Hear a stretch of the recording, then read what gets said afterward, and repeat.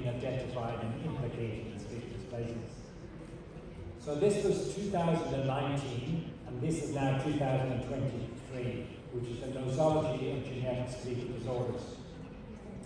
And this is simply a summary of the classification and the genes. In 2019, there were only 461 gene mutations recognized, and here we are a matter of 4 years later, 771. Just wait another year or two, we'll be over 1,000 gene mutations, matter of time. So it's a rapidly changing field of sleep dysplasias. If you look at sleep dysplasias, you say, Simon, what are you actually worried about in sleep dysplasia? I say, I'm worried about the lethal sleep dysplasias. I think every mother is worried about the lethal sleep dysplasias. And they don't want to diagnose them with a lethal sleep dysplasia at 26 weeks of gestation or 20 weeks of gestation. They want to diagnose in the first semester. So you say to me, Simon, okay, of the 771 sleep dysplasias, how many of them are severe? The answer is 5%. And how many of those 5% are detectable in the first semester of pregnancy? More than 90%. So the first semester of pregnancy can pick up most of the major lethal sleep dysplasias. And therefore, don't be thinking in the back of your mind, oh, don't worry about them, they're too difficult, I'm not going to pick them up, I'll wait till 30 weeks when we pick up sleep dysplasia. No, that's not true. 5% of all sleep dysplasias are severe, and 90% of them are detectable in the first semester of pregnancy. Okay. The next thing I would say to you, for 1 second, just forget about skeletal dysplasia. For 1 second. Because, I've been practicing ultrasound for 30 years, and I collect every single case that I see since I started. And my library is full of skeletal problems, but they are not skeletal dysplasias. They are focal skeletal anomalies. Focal skeletal anomalies are common, whereas diffuse skeletal dysplasias are rare. And it's important to understand that and understand that you need to look at the 3 segments of each limb. You need to scan 12 segments for every scan that you do. Like, I was suspicious about that hand, and I'm still a little bit suspicious about those hands. I'm worried about the possibility of syndactyly in those hands. But you're going to far more likely to pick up a missing hand, radial ray, polydactyly, ectrodactyly, transversal defects. These are common in comparison to sleep dysplasias. So, if you do a femur length and you find it's less than the first centile, you go to work tomorrow morning, you do a scan, everything is okay, and you concludes it's okay, you measure the femur length, and that machine tells you the femur length is less than the first centile. What are you going to do next? The first is you're going to look for any evidence of increased fluid anywhere in the fetus. The next thing is you're going to measure all the long bones. And the next you're going to do is you're going to see, are they bent, bowing? Are they fractured? Do they abnormal shape? You're then going to look at the skull to see whether there's poor mineralization of the skull.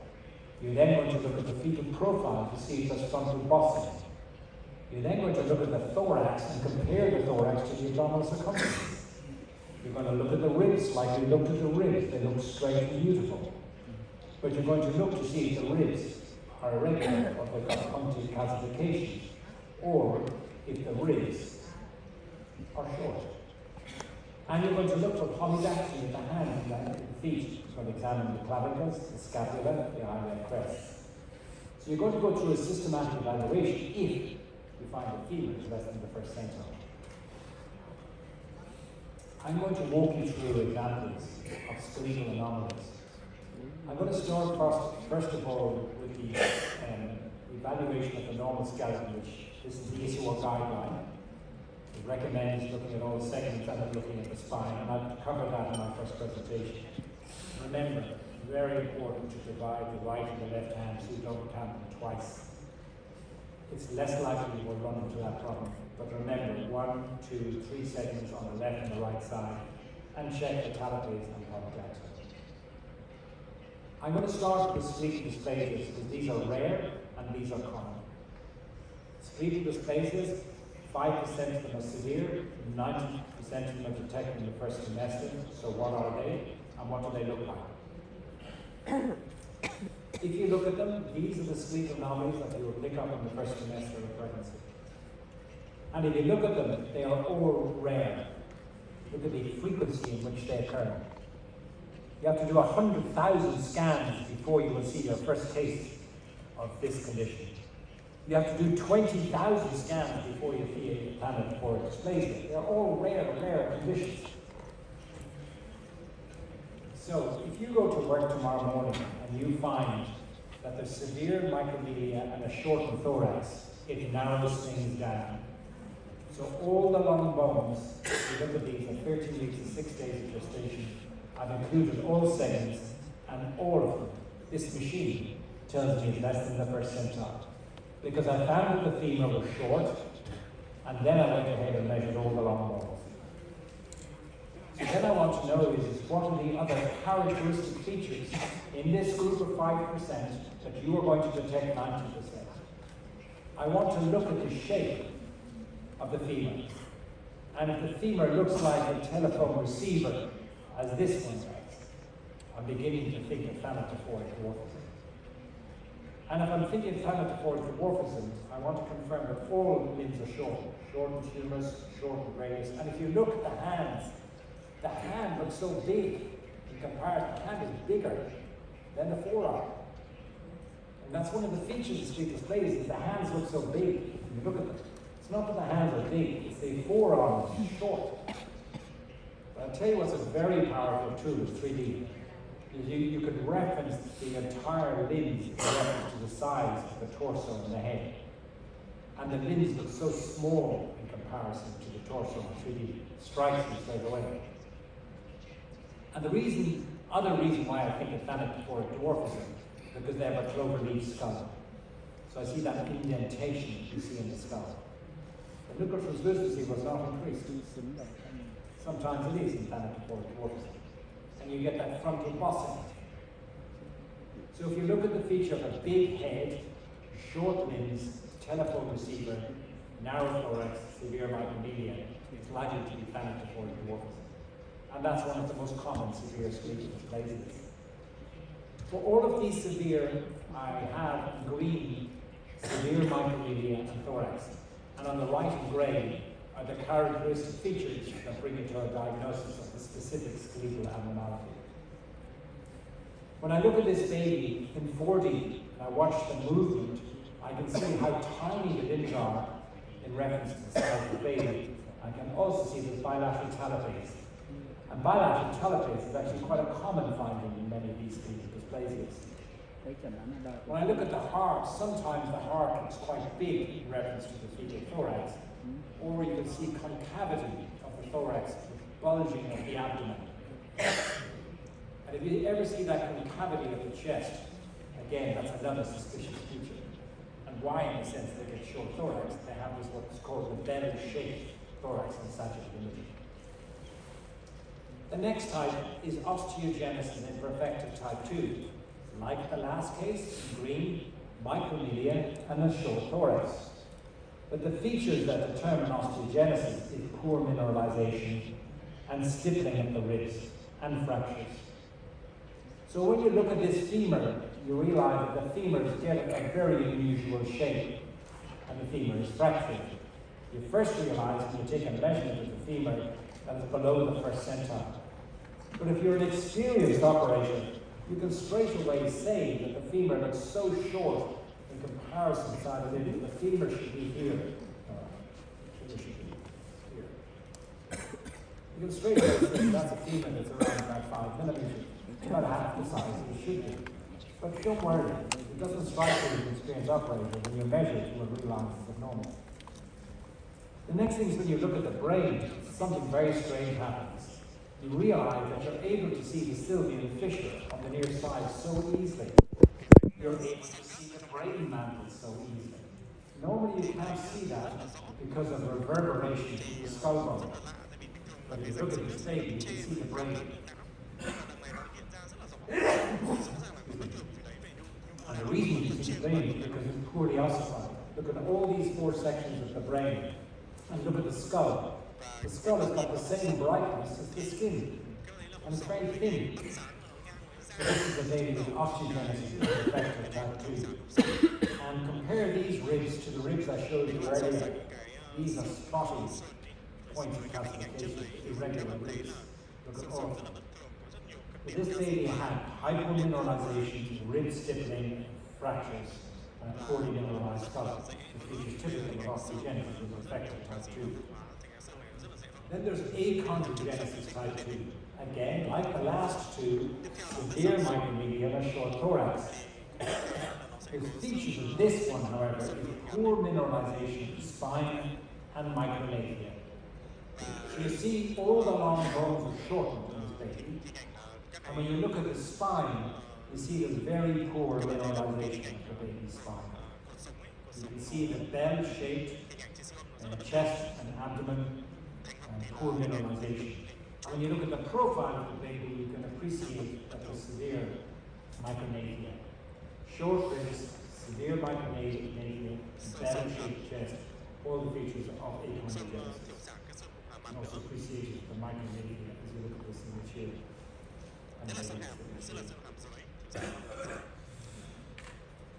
They are the top three skeletal abnormalities, and the last one I will mention is an important one, because these collectively make up a significant proportion. I saw this patient in 2022. She came to see me with a diagnosis of 3 previous miscarriages as early as 9 to 10 weeks of gestation. And when I saw her and looked at her femur, and I measured the femur, I knew the femur was short. I knew all the long bones were short. The tibia was grossly shortened, the humerus was shortened, and the radius of the ulna was shortened. I also noted that the baby had an increased lucid and had micromedia. But the thing that was most striking about this baby was it did not move for the duration of the scan. That's a very important observation, because if you take fecal akinesia syndromes collectively, they make a very strong proportion, high proportion of the lethal skeletal dysplasia. And I probably should have mentioned this one first before I started talking about family before it was. So that was in 2022 that I saw her. She came back to see me a year later, in 2023. Same picture. The baby did not move for the duration of the scan, with a big increased leukotranslucency, and the long bones were all shortened. So that tells me a story of a recurrent skeletal abnormality, fecal akinesia, and the chromosomal microarray is going to come back with a normal result. And what this baby had was it had a CHRNV1 gene mutation. You can never remember the names of these gene mutations, there's so many of them. But this was the pregnancy in which we had it, and we had the DNA stored from a chromosome biopsy from a previous pregnancy. We went back and got a tissue and had the same gene mutation. But we had her exome result by the time she was 15 weeks of gestation. Because we didn't mess around doing a chromosomal microarray, or we did do it, but we ran it in parallel. So we went straight to exomes. And that's important with the skeletal dysplasia, because if you've got all the features of a skeletal dysplasia at 12 or 13 weeks, remember, maybe I can run exome at the same time as the chromosome microarray. If the chromosome microarray is back to twice every 13 or 18, you can stop the exome. But you can get a good feel whether you're likely, particularly if you've got a history where she's had multiple pterygium syndrome in a previous pregnancy. You say, I'm going straight to exome.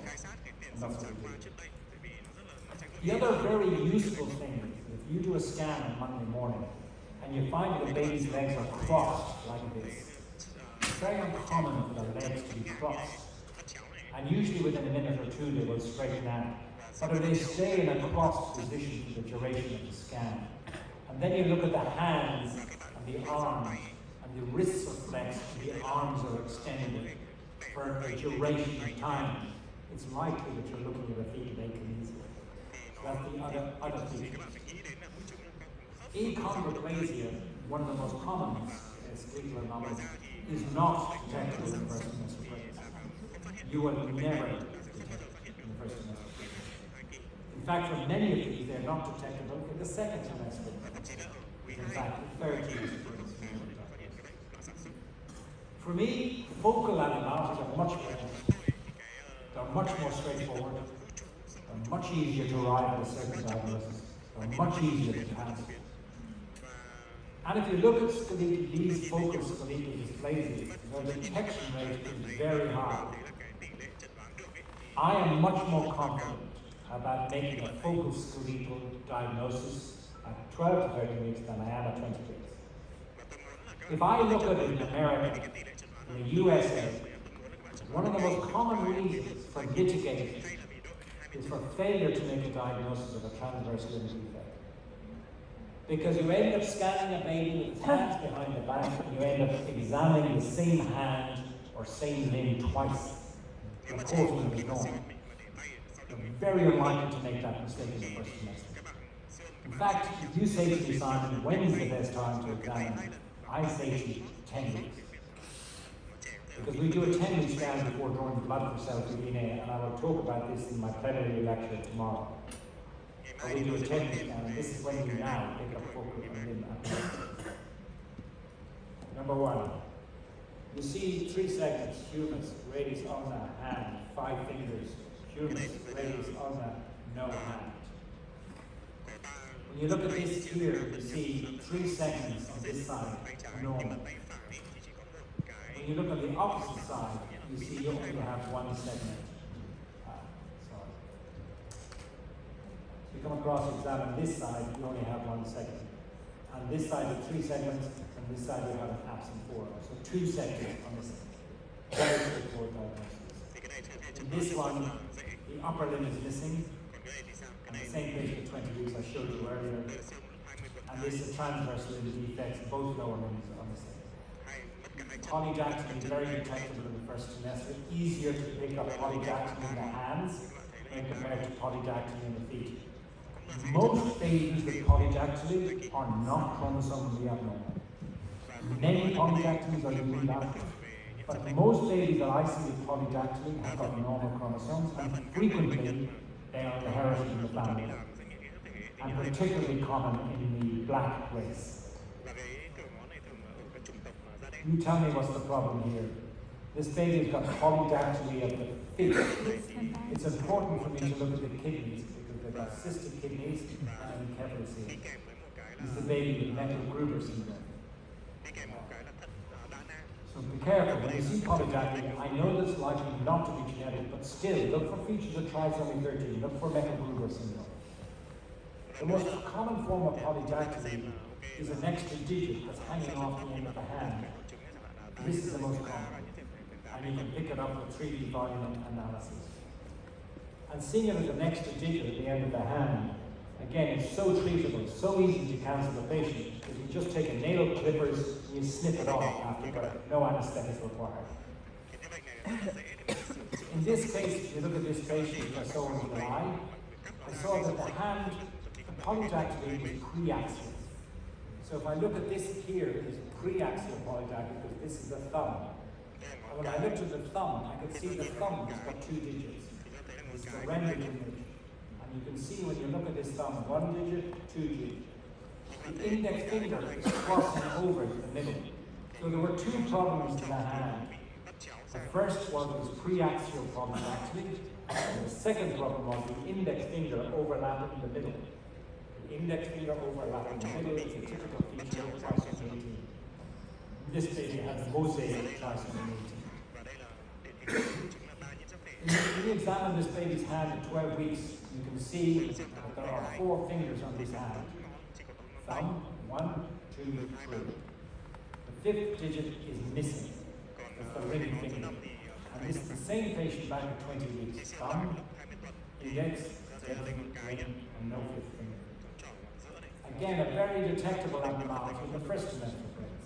In this baby, a thumb, index, middle. Only 3 fingers.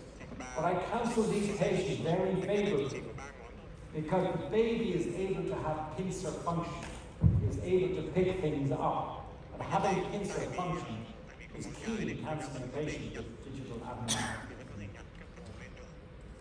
This baby has got syndactyly of the ring finger and the middle finger, with clinodactyly of the 5th finger. This baby has got oligosyndactyly and this has got a much stronger association with genetic abnormality. Once you see syndactyly, then you need to focus on looking at chromosome abnormality. This is a baby I saw very recently, also in July. Humerus, radius, and ulna, fine. But when I looked at the hand, there was syndactyly of 3, 4, 5, and syndactyly of 1, 2. When I look more closely at the opposite side, I can see there's a cleft in the hand. What do I do next? I look at the feet. And when I look at the feet, I see that there is a cleft in the feet.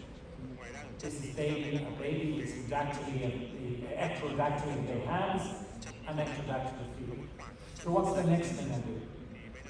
The next thing I do is I ask the mother, if she had a previous child, and I asked her permission if she would take off her socks.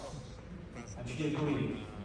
She took off her socks and she showed me her feet. And the mother had ectrodactyly. And the mother was very accepting of ectrodactyly.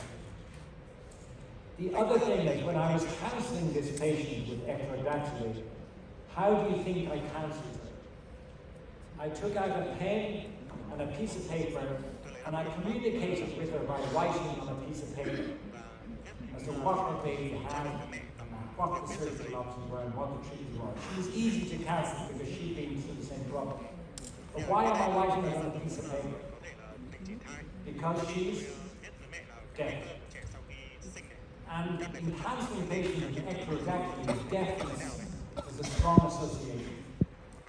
So be aware of that. And this becomes important in terms of counseling with ectrodactyly, is knowing what is the single-gene disorder and why you need to move to exome sequencing in these patients. Another patient who had ectrodactyly, but it was only on one hand in August, 1 month later.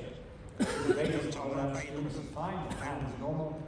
And then you move to examine the limb, and you see ectrodactyly of one limb using 4D with skeletal remnant mode.